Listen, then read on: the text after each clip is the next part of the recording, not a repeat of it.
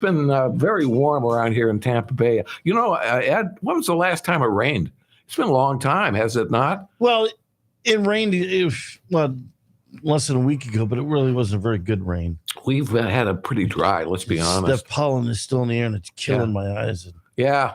Everybody's been saying this is probably one of the worst years in a while. I think you're right about the pollen. I feel it too. What do you think about all of this thing with the spring breakers down in Miami and the trouble that's gone on down there? And then, I don't know, all of the Dare I say defunded the police? Yes, you can. I mean, exactly. Well, have people finally figured out that is the dumbest possible thing that we can do? It is a Democratic Miami stronghold Beach. Down there. Yeah. I don't know enough to say that maybe they should have had more police for that week or a couple of weeks.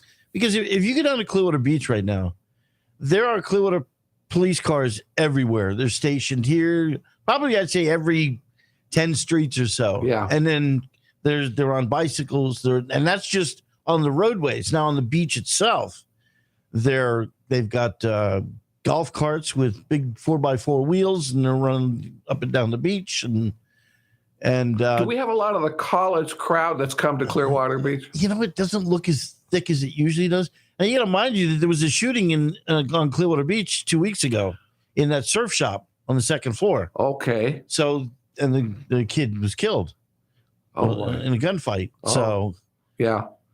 So, I mean, it can happen anywhere. Of course it can. But there's law and order down there. It's the nighttime you have to worry about. Yeah. Yes, that indeed is the case. So Miami is good. I don't know if they did it. They didn't want a curfew, but they were going to stop liquor sales at 6 p.m. Wow. I mean, it's good to have it's good for the businesses, blah, blah, blah. But then you got that issue with the kids and the trouble. But, there's always been a little bit of that every spring. Clearwater went way back in the 80s and 90s. They went too far with Clearwater Beach had a cruising law at one time. You couldn't pass the same checkpoint 3 times, you got a ticket. Really? Yes. Right down the main drag. Ha. If your music was too loud, you got a ticket. And they drove a lot of the spring breakers away because years ago, ESPN was on the beach with the volleyball tournaments. They're all gone.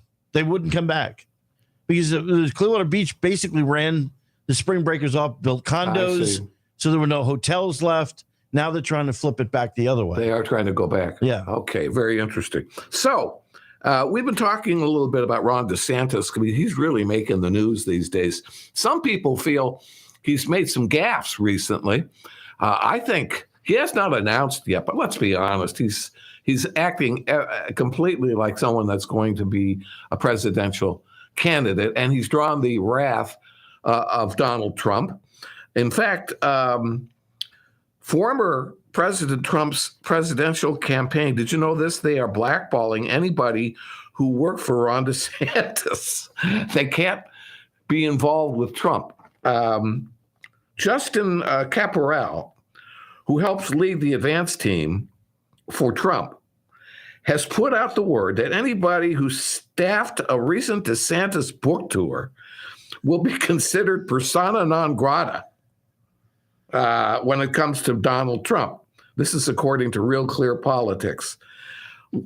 Trump seems to be desperately afraid of Ron DeSantis. He is going after him. He calls him Ron DeSanctimonious. And what's going on? Do you think that Trump should kind of hold his fire on this right now? They're political adversaries. There's gonna be a little bit of exchanges there.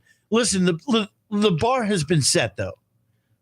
2 years ago, or 3 years ago, almost 3 years ago, when Kamala Harris called Joe Biden a racist and now works for him. Yeah. You got to remember that exchange there. Of course. Because so these things are going to happen. Yeah. And when they pick the front runner, everybody's going to get along.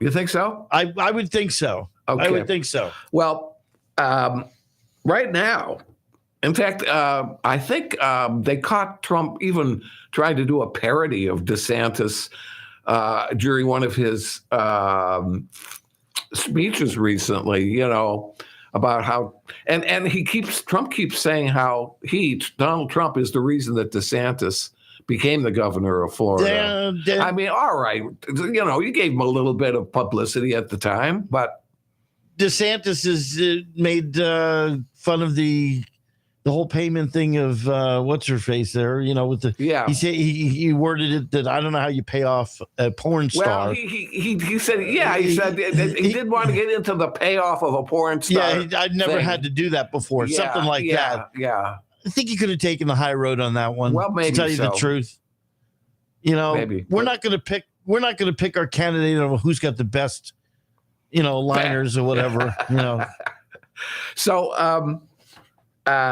So anyway, that's going on. In the meantime, and this is what I really wanted to talk about with you, because you're into sports to some extent. There is a writer for ESPN, or he's a Washington Post columnist, and he shows up on ESPN. Do you know this guy, Kevin Blackstone? No. Okay. Well, he's a sports writer. He has left-wing tendencies. And in a recent column, Blackstone says that the 15 teams that make up the Grapefruit League in Florida should leave the state as long as DeSantis is governor and move to Arizona. His argument, let's see here. He begins his column on this by referencing Florida's history of racial challenges, including Jim Crow laws, around the time that the Cleveland baseball team moved its operations from Florida to Arizona in 1947. I mean, that's a long time ago. And maybe there was some racial issues going on in 1947. Oh, there were. But that's 75 years ago, 76 years ago. Things have changed. What's his name again? This guy's name is... I'll just call him Idiot. Blackstone. Well, the only people that Kevin are Blackstone. The only people that are left at ESPN are has-beens or never will be's. That's the only people that are left there. And if you've ever heard, they've gotten very political. If you've ever heard the term, because we tell it to athletes all the time, keep your nose out of the politics. Right. Stick with the athletes in the game, and keep your nose out of politics, because it doesn't mix. It does not. It's like mix. politics and Thanksgiving dinner. It don't. Exactly right. Or religion. It doesn't. Just leave it alone. Leave it alone is right. Well, this guy has chosen not to follow your advice. So he mentions this situation with the Jim Crow laws and the Cleveland organization in 1947. He cites Florida as having 3 of the deadliest counties in the South per capita in lynchings at the time that Cleveland made the move in 1947. Here we go again. I mean, the guy is going back in history. Yeah, why stop at 1947? Let's go back to 1850. I mean, if you're going to be doing that, and we can just include everybody in the South, and we'll just take everything out of the South, because a friend of mine who is a black man said to me one time, those days when they were around, there was racism. The thing is, I wasn't here, and most of my family wasn't here. Correct. So why should I hold you as a white man?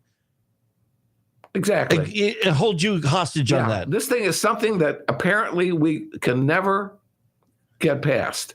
And if we can never get past it, if we can never finally try to become, one country, et cetera, the whole concept of what our country is all about, and we're going to continue to do this, Paul, all it does is divide us and make it worse. When you commit a crime, you are prosecuted and you get a sentence, and then you're done with it. When your sentence is done, you're done. They can't go back and say, "Oh, let's rearrest him again because he did that." It's the same thing with what happened in the past. We've bettered ourselves and we've moved on, and we've made ourselves better. There's new people here now, and they had nothing to do with it. Some guy at ESPN that nobody's listening to is making a stupid statement like that, hoping if you throw enough, against the wall, eventually something will stick. Yeah. I mean, to go back and cite things in 1947. Also, he criticizes Governor DeSantis for taking issue with an advanced placement course in African American studies, which he called, quote, indoctrination. He takes exception to DeSantis' proposed ban on state funding for colleges that embrace critical race theory or racially divisive diversity, equity, and inclusion programs. And of course, DeSantis has been big on saying he wants our students to be taught and learn basics rather than getting into political ideology, which makes complete sense, especially for kids in the younger grades. In the grade schools and even in high school, they're still trying to learn how to write a legitimate sentence and divide and multiply and and all of these other things and write. And you want to throw all of that towards them as well, and then get into gender ideology and all of this other nonsense. I am so glad that when I went to school, none of this stuff was ever around, because it would have I don't know how I would have come out of school in terms of feeling, I was going to say, when I was in school, the teacher stood at the front of the class and held a book, and we all had the same book, and we read from the same book, and we learned from the book.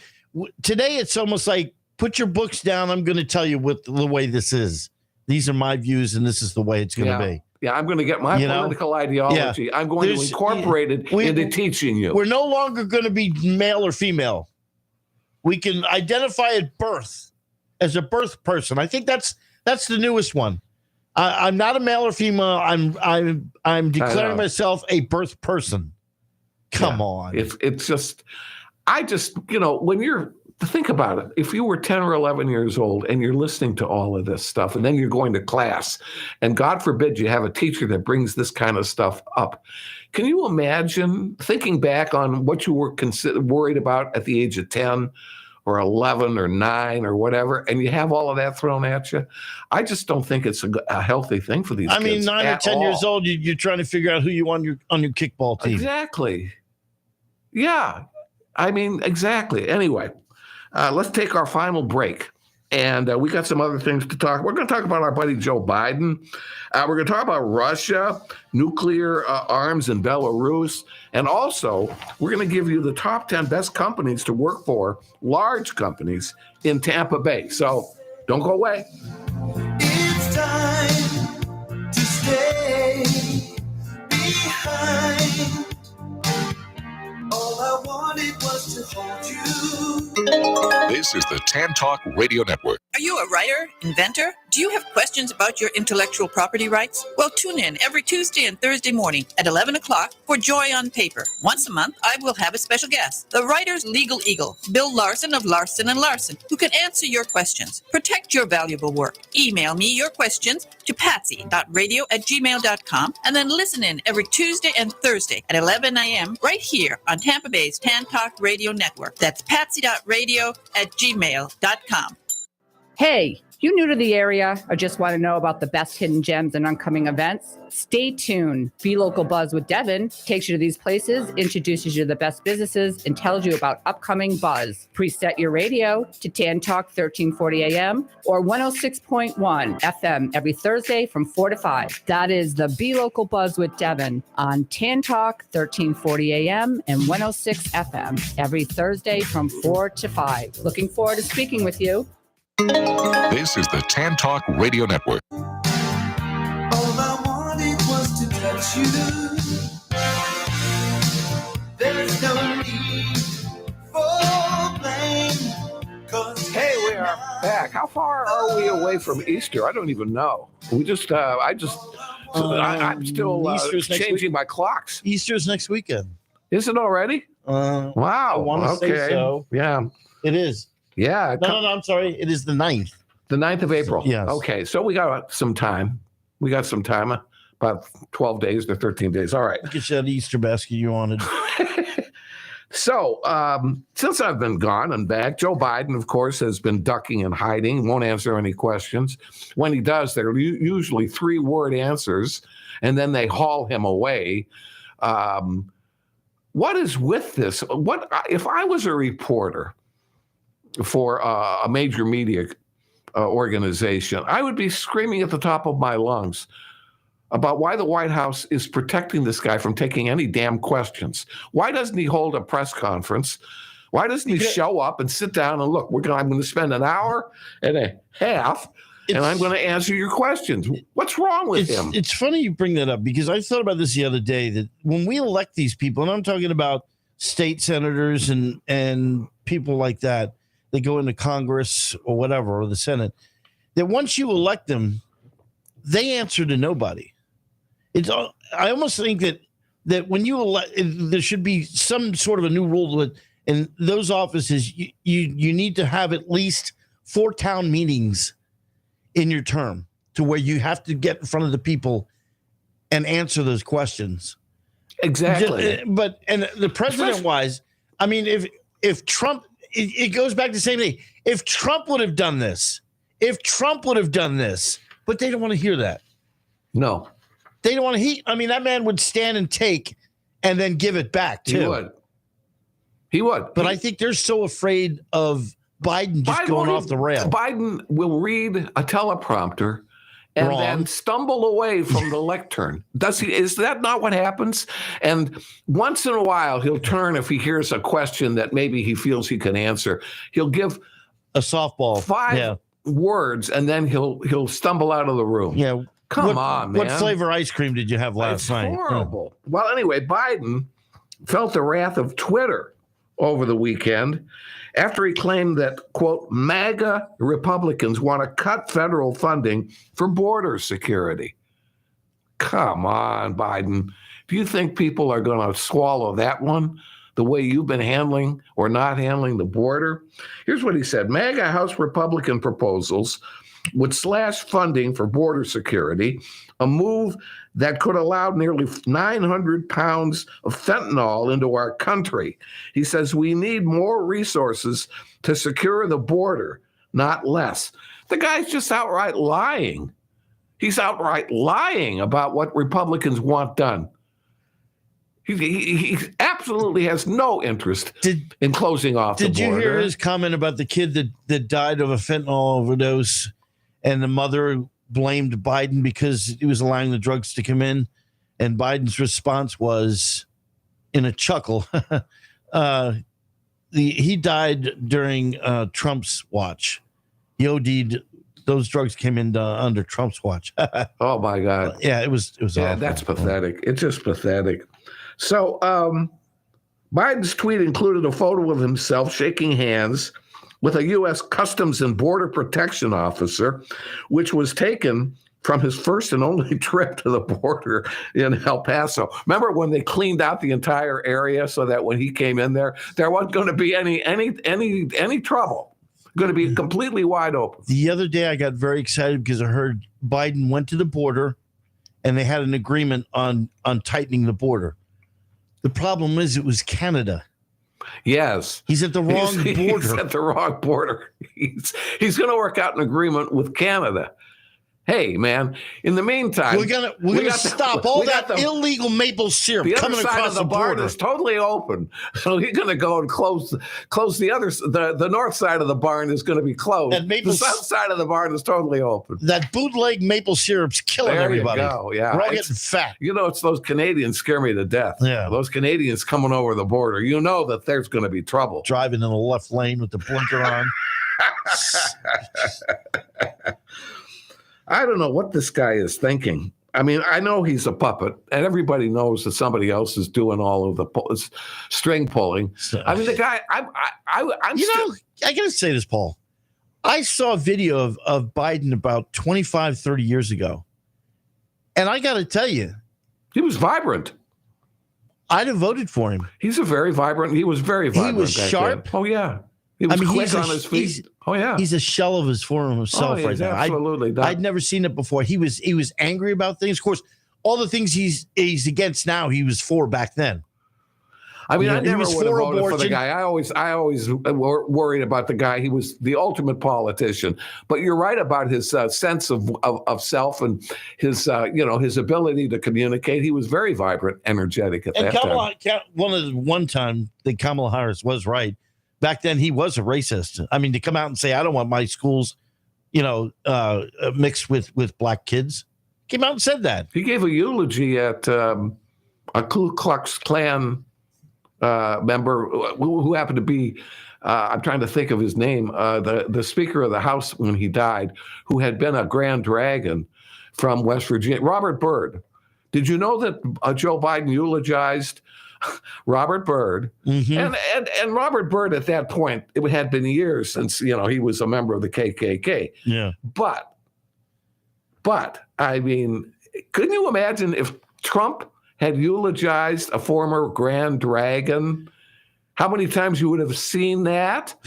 You don't see you don't see the eulogy by Biden on Robert Byrd. We have all made mistakes in the past. If you're going to find people that haven't made mistakes in the past, you couldn't fill the Congress bathroom with people Exactly right. that have not made mistakes in their lives. But I'm just saying, it depends on who you are. And they'll forgive one group and not forgive another. That's because the the one group makes enough noise about it. Yeah. Okay. I think it's time for our top 10. Sure. And this is an interesting thing. Over the weekend, I go and pilfer the Sunday Tampa Bay Times. Okay, we only have, for those of you that don't live in Tampa Bay, the Tampa Bay Times comes out twice a week in paper form. It comes out on Sunday and Wednesday. I'd call it a fish wrap, but that's offensive. That's offensive to the fish. Poor fish. And by the way, the Tampa Bay Times hates Ron DeSantis. Oh boy, do they! They hate him.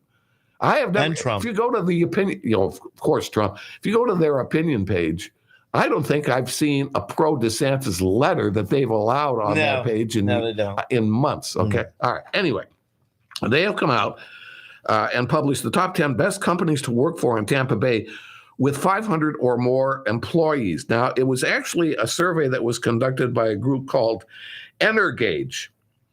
There were 24 questions. Energage invited 2,450 plus companies in Tampa Bay to participate in the survey of their employees. And they got the results back. And here are the top 10 companies that employees want to work for. Sure, Jabel's in there. You think so? Yeah. We'll find out. Here we go. Number 10. Believe it or not, MetLife has a big presence here in Tampa Bay. They've got 2,053 employees, and MetLife is number 10 in terms of best companies to work for. Number 9. I think I missed number 9. I've got number 8 here. I've got the page. I'll have to go back and look. You can make one up. I'll make one up, but here's the one that comes next on here. Capital One Financial Corporation. They are a banking company.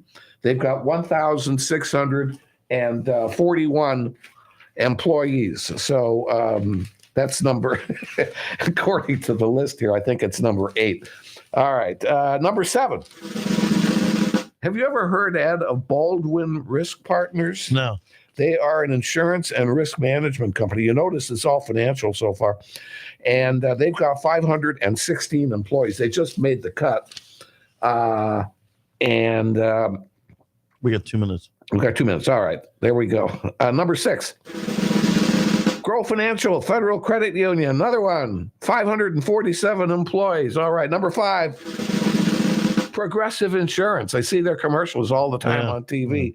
They've got 5,350 employees. Number 4. Can't stand that lady.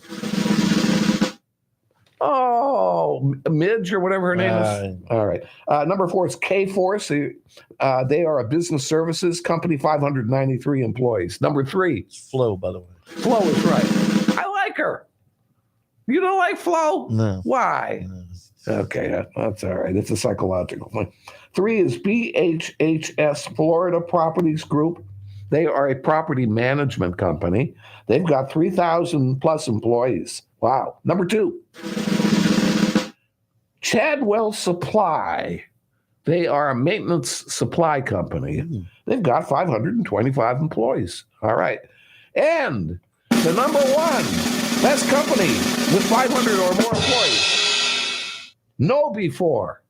KNOW. Oh, that's right down there, downtown Clearwater. Yes. Yes. Know before. They are a security and awareness training company. Did you know that? I thought there was a software company. They are security and, well, they have, I'm sure, Oh, okay. So, yeah. incorporated in there, but security and awareness training, they got 1,280 employees.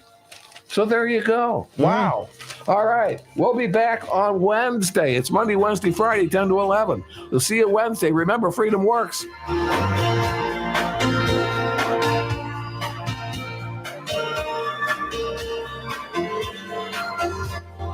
WTAN, Clearwater, FM 106.1, WDCF, Dade City, FM 102.3, WZHR, Zephyrhills. FM 104.3. Listen. You're listening to the Tan Talk Radio Network.